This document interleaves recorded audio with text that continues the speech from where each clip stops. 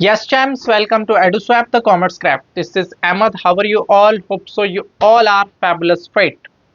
आज Oxford school का paper था 11th अकाउंटेंसी का। तो कैसा हुआ आप सबका पेपर? होप सो आपका पेपर बहुत अच्छा हुआ होगा।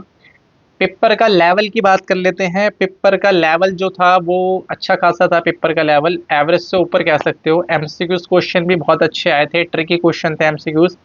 ठीक है। बाकी सारे क्वेश्चंस अगर आपने क्लास में पढ़ रखे हैं तो फिर आपने इजीली पेपर कर लिया होगा। अदरवाइज आपने अच्छे से क्लास में नहीं पढ़ा तो फिर पेपर करने में आपको प्रॉब्लम आई होगी। ठीक है, आज की क्लास में हम एनालिसिस पार्ट को डिस्कस कर रहे हैं। जितने भी एमसीक्यूज आपके एग्जाम में आए हैं उनको हम डिस्कस करते हैं।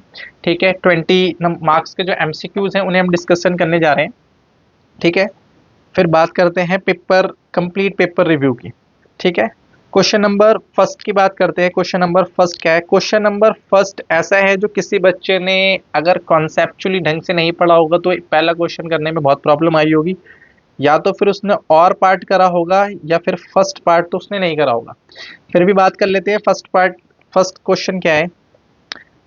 क्वेश्चन है कि विच of the following users of accounting information do not have access to significant micro level information from accounting record is useful for decision making।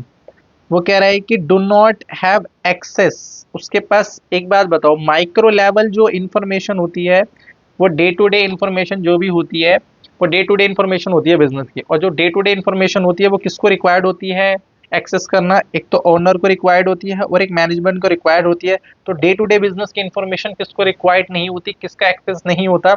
वो जो एक्सटर्नल यूजर्स होते हैं उनका एक्सेस नहीं होता डे टू डे का। ये इंटरनल यूजर होता है, ये भी इंटरनल यूजर होता है। तो जो एक्सटर्नल यूजर होता है उसे माइक्रो लेवल इंफॉर्मेशन की एक्सेस नहीं होती। जो इसका करेक्ट ऑप्शन होगा वो इसका ऑप्शन हो जाएगा सी ऑप्शन। इसका करेक्ट होगा जिसका है बैंक एंड फाइनेंशियल इंस्टीट्यूशन। इसका ऑप्शन सी ऑप्शन करेक्ट होगा। और पार्ट है which of the following characteristics of accounting information is reflected if financial record are free from complex terminologies. अगर किसी भी चीज के अंदर से कॉम्प्लेक्स चीज हटा दोगे तो वो चीज इजीली अंडरस्टैंडेबल हो जाएगी। तो कौन सा अकाउंटिंग इंफॉर्मेशन लग रही है इसके अंदर? Understandability is the right answer, क्योंकि कॉम्प्लेक्स चीज जब सिंपल हो जाएगी तो वो इजीली अंडरस्टैंडेबल हो जाएगी। क्वेश्चन नंबर सेकंड आपने गलत कर दिया होगा। कैसे? इधर देखो ध्यान से। ब्रिक्स सीमेंट ने 1,20,000 रुपए का परचेज करा है for construction of cycle shed of building. यानी बिल्डिंग के लिए आपने क्या खरीदा है? रॉ मटेरियल खरीदा है जिसके ऊपर आपने जीएसटी पे करा है। अब आपने अगर इसमें purchase account debit to input tax और टू कैश लगा दिया होगा तो इसका आंसर गलत है। क्योंकि जब हम कभी भी कैपिटल एक्सपेंडिचर करते हैं तो कैपिटल एक्सपेंडिचर के एसेट्स का नाम आता है। तो हम बात कर रहे हैं यहाँ पे बिल्डिंग की, तो एंट्री पास होगी building account debit, input CGST debit, input SGST debit to cash. Building है 120 की, 120 की यहाँ पे आ जाएगी बिल्डिंग और 6% है तो 1,20,000 का 6% आ जाएगा 7,200। 7,200 ठीक है, 7,200। तो ये कितना आ जाएगा? 1,20,000 7,200 7,200। तो आपका आ जाएगा यहाँ पे क्वेश्चन नंबर ऑप्शन चेक कर लेते हैं फटाफट से। मटेरियल तो डेबिट होगा नहीं, मटेरियल नहीं होगा, परचेज नहीं होगा, बिल्डिंग यस। तो इसमें एक ही आ रहा है building account debit 120, input tax ready 720, 7,200 और कैश आ जाएगा 1,34,400 का।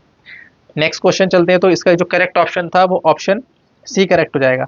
Suspense account appear in the trial balance because of. Suspense account trial balance के अंदर कब आता है? जब one sided error, compensating error और एरर ऑफ प्रिंसिपल, इसके अंदर ट्रायल बैलेंस टैली कर जाता है, इसके अंदर भी ट्रायल बैलेंस टैली कर जाता है। तो इसका मतलब वन साइडेड एरर की वजह से ट्रायल बैलेंस के अंदर सस्पेंस अकाउंट आता है। Identify the item which will not shown in the trial balance. Trial balance के अंदर और before passing the adjustment entry. अगर हमने एडजस्टिंग एंट्री पास नहीं करी है मतलब फाइनल अकाउंट बनाने से पहले, तो इसमें से कौन सी चीज ट्रायल बैलेंस के अंदर नहीं आती? तो ये बहुत सिंपल क्वेश्चन है। जितने भी आपने फाइनल अकाउंट के क्वेश्चन पढ़े होंगे उसके अंदर ट्रायल बैलेंस के बाहर ही क्लोजिंग बैलेंस शो होता है, अंदर शो नहीं होता अनलेस जब तक एडजस्टेड परचेज ना गिवन हो। तो सारे फाइनल अकाउंट के अगर आपने क्वेश्चन कर रखे हैं तो एक चीज आपको दिखी होगी कि क्लोजिंग स्टॉक जो होता है वो ट्रायल के क्या होता है? बाहर होता है, जो ट्रायल के अंदर नहीं आता। अब ये क्वेश्चन क्या है कि error of committed due to wrong posting transaction, wrong totalling balancing. अब ये सारी की सारी एरर्स दे रखी हैं। एरर ऑफ ओमिशन यानी जो भूल जाते हैं हम एरर, वो तो ये हो नहीं सकती क्योंकि सारी एरर इसमें कर रखी है। एरर ऑफ प्रिंसिपल भी नहीं होती। कॉम्पनसेटिंग एरर सिर्फ 2 एरर का होना जरूरी होता है, तो उसका जो करेक्ट ऑप्शन था एरर ऑफ कमीशन। अगर आपने टाइप्स ऑफ एरर पढ़ रखी हैं तो जितने भी प्रिंसिपल, ओमिशन और कॉम्पनसेटिंग के बाद जितनी भी एरर्स बचती हैं अमाउंट और अकाउंट में, वो सारी एरर ऑफ कमीशन होती हैं। Question number 5, debit. अब ये क्वेश्चन है कि हम हमारे पास डेबिट बैलेंस बच रहा है 50,000 रुपये का कैश बुक के अंदर, कैश कॉलम के अंदर, तो उसको हम क्या कैसे रिफ्लेक्ट करेंगे, कैसे शो हो रहा है वो। 50,000 रुपये हैज़ बीन पेड आउट, ये नहीं हो सकता। 50,000 रुपये ओइंग का मतलब होता है कि हमें पे करने हैं, क्या ये शो कर रहा है कि जो बैलेंस बच रहा है 50,000 का, क्या ये पेबल है? आंसर इज नो, ये पेबल नहीं है।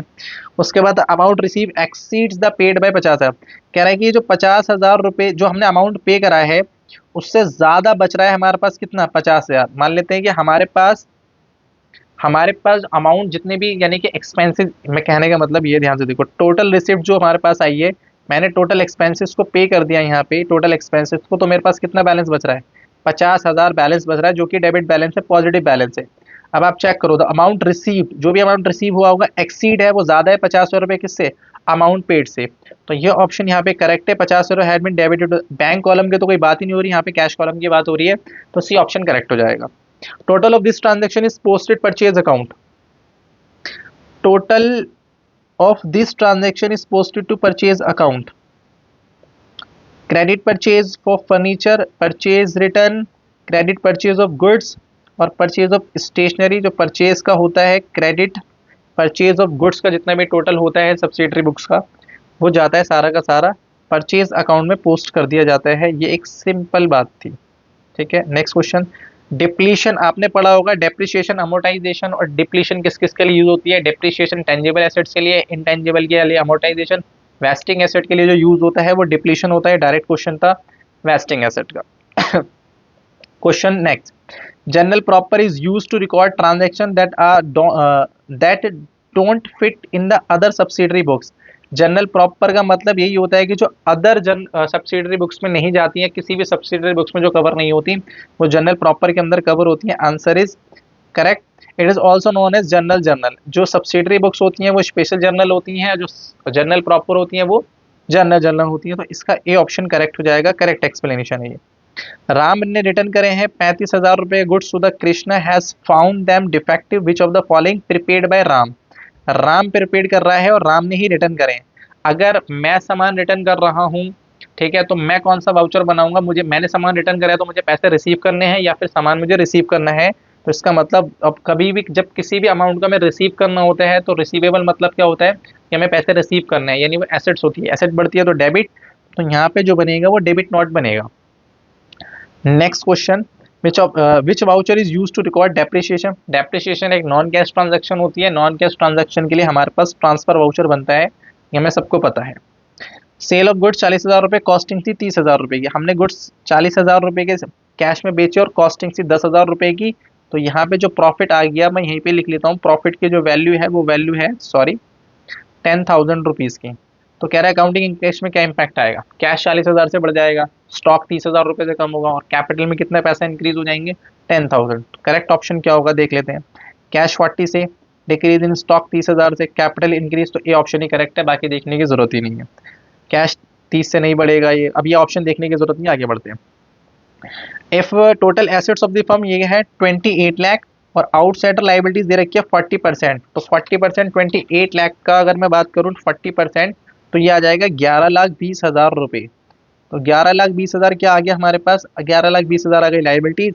तो हमें बताना है यहाँ पे, लाइबिलिटीज बतानी है हमें और कैपिटल बतानी है। तो लाइबिलिटीज जो है वो 11,20,000 रुपये, अगर आप इसका सीधा 40% निकालोगे तो 11,20,000 आएगा, जो कि लाइबिलिटीज है। और एक ही ऑप्शन में 11,20,000 आ रहा है, ए ऑप्शन, बाकी कैलकुलेट करने की जरूरत थी नहीं, तो ए ऑप्शन इसका करेक्ट हो जाएगा।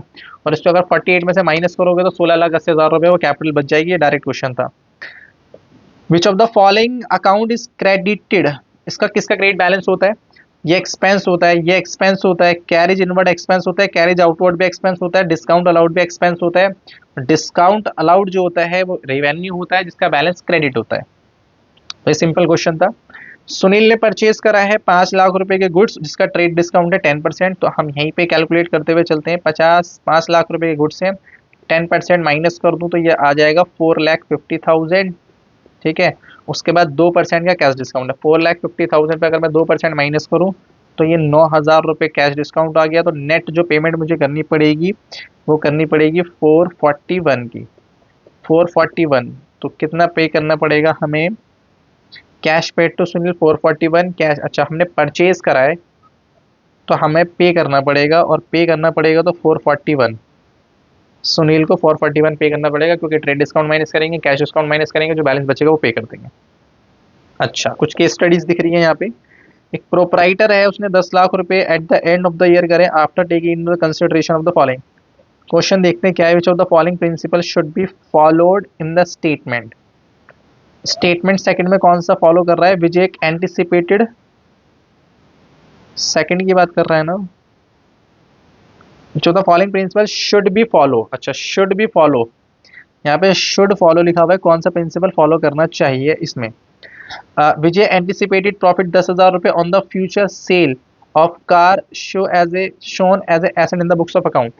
अकाउंटिंग यहाँ पे जो प्रूडेंस का प्रिंसिपल है, प्रिंसिपल ऑफ कंजर्वेटिज्म जो बताता है वो बताता है कि फ्यूचर में हमें कोई भी लाइबिलिटीज या लॉसेस दिख रहे हैं तो उसका प्रोविजन हमें मेंटेन करना चाहिए।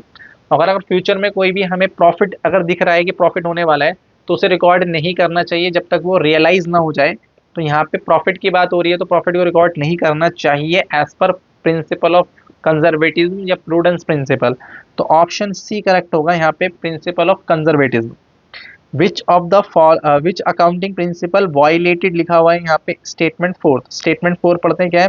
विजय ने परचेज करी एसेट 50,000 रुपए की, बट इट मार्केट वैल्यू जो है वो है लास्ट डेट की है 60,000 रुपए, और उसने, अब आपको भी पता है कि जो भी एसेट्स हम खरीदते हैं उसे हम कॉस्ट पे रिकॉर्ड करते हैं जिसको हिस्टोरिकल कॉस्ट कहा जाता है, मार्केट वैल्यू पे रिकॉर्ड नहीं करा जाता। हिस्टोरिकल कॉस्ट पे रिकॉर्ड करके उस पर डेप्रिसिएशन माइनस करते हैं, फिर उसकी WDV बचती है। तो यहाँ पे इन्होंने किस पे रिकॉर्ड कर लिया? मार्केट वैल्यू पे। जो हिस्टोरिकल कॉस्ट को वायलेट कर दिया, तो यहाँ पे जो करेक्ट ऑप्शन होगा वो हिस्टोरिकल कॉस्ट करेक्ट ऑप्शन हो जाएगा। ठीक है, आगे चलते हैं। नेक्स्ट क्वेश्चन क्या है? क्वेश्चन है what is the impact not considering the salary payable on the profit. कह रहा है कि अगर हमने सैलरी पे करी है, यहाँ पे कुछ क्वेश्चन है, क्या है यहाँ पे? सैलरी 2,000 रुपये payable in the financial year but not been considered in account. ये कुछ इस तरीके से है कि आपके पास सैलरी, आपने क्या करा है कि ट्रायल बैलेंस के अंदर सैलरी नहीं है पर ट्रायल बैलेंस के बाहर सैलरी है, आपने उसको कंसिडर नहीं करा। तो जब आप उसको कंसिडर करोगे, सैलरी आउटस्टैंडिंग को जब कंसिडर करोगे तो प्रॉफिट पे क्या इंपैक्ट आएगा? खर्चा बढ़ जाएगा, और जब एक्सपेंसेस इंक्रीज हो जाएंगे तो प्रॉफिट क्या हो जाएगा? डिक्रीज हो जाएगा। तो इसका करेक्ट ऑप्शन था यहाँ पे डिक्रीज बाय 2,000 रुपये। यहाँ पे प्रॉफिट की बात कर रहा है कि प्रॉफिट पे क्या इंपैक्ट आएगा। Not considering salary payable on this, but is the impact of not considering salary payable. तो जो प्रॉफिट होगा वो 2,000 रुपये से कम हो जाएगा। Decrease on profit on, what is the impact of not considering salary payable on profit, यानी impact profit पे पूछ रहा है तो करेक्ट ऑप्शन इसका हो जाएगा 2,000 से प्रॉफिट कम हो जाएगा।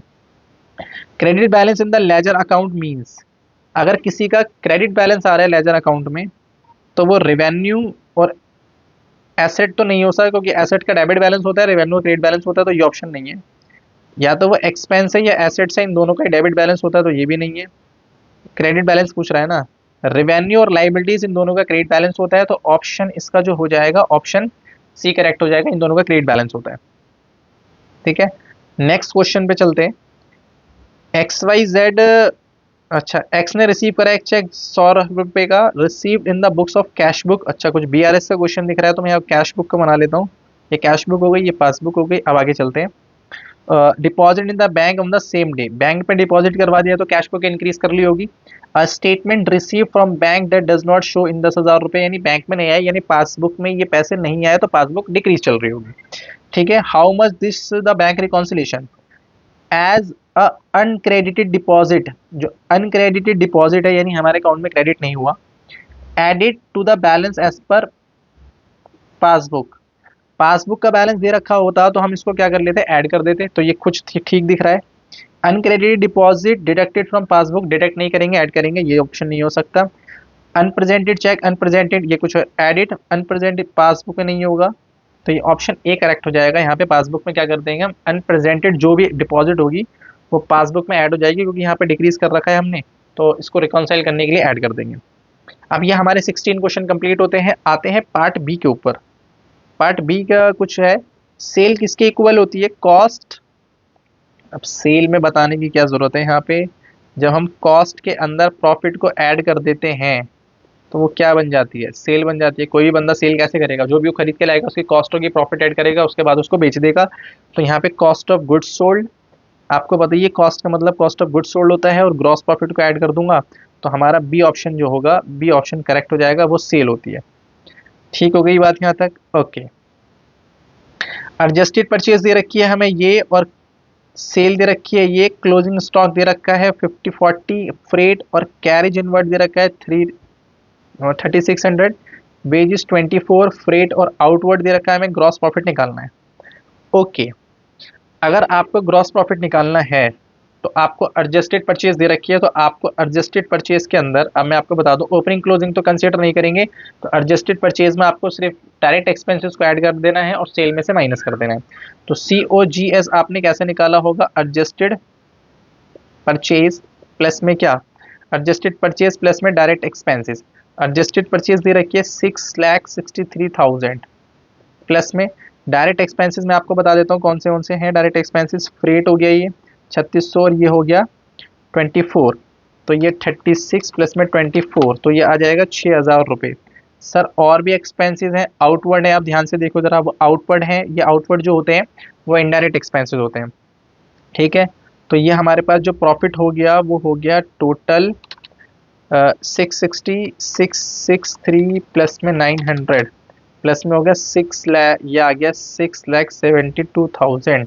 अच्छा, ये कॉस्ट ऑफ गुड्स सोल्ड आ गया। सेल कितनी दे रखी है हमें, सेल दे रखी है 744,000,672,000 माइनस 744,000, तो ये आ जाएगा 72,000 का प्रॉफिट, जो कि आ रहा है गलत,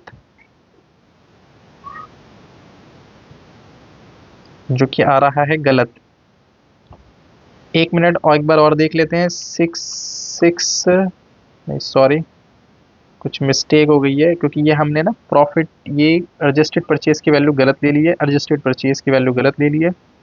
यह आ जाएगा 663,600, तो 663,600 प्लस में 6,000, तो ये आ जाएगा 696,669,600 माइनस 74444, तो ये आ जाएगा 74,400। तो ये ऑप्शन बी करेक्ट हो जाएगा, क्योंकि हमने यहाँ पे एडजस्टेड परचेज गलत ले ली थी, जिसकी वजह से ये अमाउंट गलत आ गया। इसको मैं हटा देता हूँ, एक मिनट के लिए इसको हटा देता हूँ, ये आ जाएगा 696,000। तो ये प्रॉफिट जो बच रहा है, आप इसको करोगे तो ये आएगा।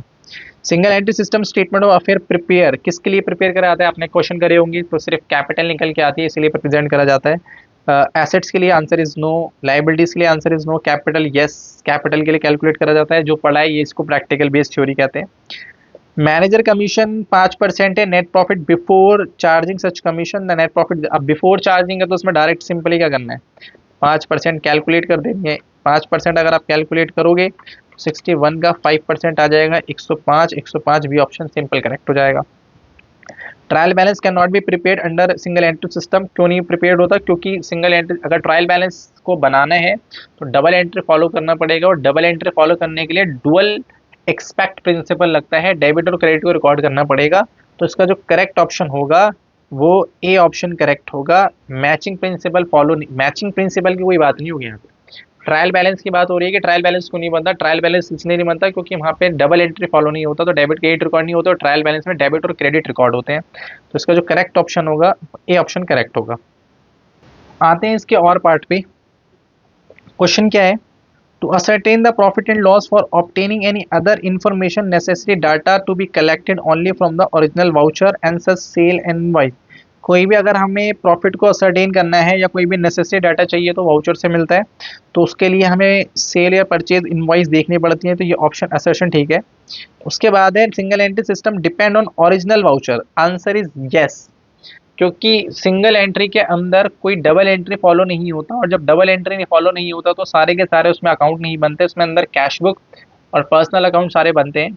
तो वहाँ पे जो भी इंफॉर्मेशन चाहिए होती है हमें, फिर किससे हम लेते हैं, वो इन्फॉर्मेशन हम ओरिजिनल वाउचर से लेते हैं। तो इसीलिए जब हम अकाउंट के अंदर, तो अकाउंटिंग के अंदर तो ज़्यादा इन्फॉर्मेशन होती नहीं है, क्योंकि अंदर कैश बुक और पर्सनल अकाउंट बनते हैं। तो सारे इन्फॉर्मेशन हम फिर कहाँ से लेते हैं, सिंगल एंट्री सिस्टम डिपेंड करता है ओरिजिनल वाउचर पे। तो इसका मतलब इसका ऑप्शन जो है वो ए करेक्ट हो जाएगा, असर्शन रीजन ठीक है, और रीजन जो है वो करेक्ट एक्सप्लेनेशन है किसकी, असर्शन की।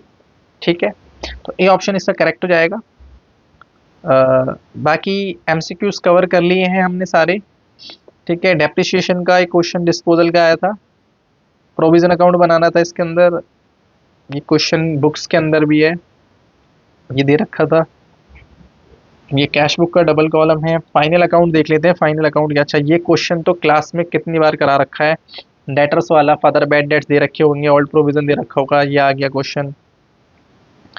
ये क्वेश्चन है सिंगल एंट्री का है क्या, हाँ सिंगल एंट्री क्वेश्चन है। फाइनल अकाउंट में क्या एडजस्टमेंट आई है, आउटस्टैंडिंग सैलरी दे रखी है, हो ठीक है, डेप्रिसिएशन दे रखा है, वेजेस आउटस्टैंडिंग दे रखा है, रेंट प्रीपेड दे रखा है, क्लोजिंग स्टॉक दे रखा है, प्रॉफिट एंड लॉस अकाउंट बनाना है, बैलेंस शीट बनाने भी नहीं है, सिंपल क्वेश्चन था ये।